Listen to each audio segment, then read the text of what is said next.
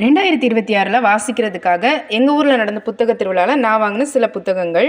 First Ashokamitran அவர்களோட மானசரோவர், அப்புறம் மேலாண்மை பொன்னுச்சாமி அவர்கள் எழுதின மின்சாரப்பூ, அதுக்கப்புறமா ஆதவன் தீட்சண்யா அவங்களோட சொல்லவே முடியாத கதைகள் அப்படிங்கிற ஒரு சிறுகதை தொகுப்பு, வேலராமமூர்த்தி எழுதிய குருதியாட்டம், அதுக்கப்புறம் கரிச்சான் குஞ்சு அவர்களோட பசித்த மானுடம், MV வெங்கட்ராம் அவர்கள் எழுதின காதுகள், சிதம்பர நினைவுகள் பாலச்சந்திரன் சுள்ளிக்காடு அவர்கள் எழுதினது.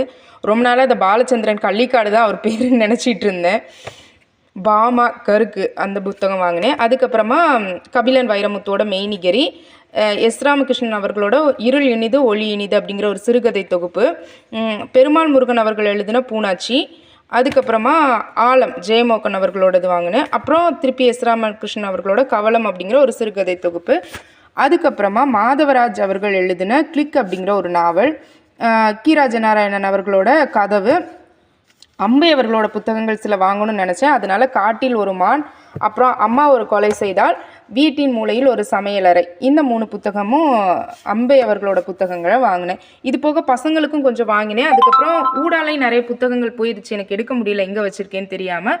இதெல்லாம் தான் இந்த வருஷ வாசிப்புக்காக நான் வாங்கின புத்தகங்கள்.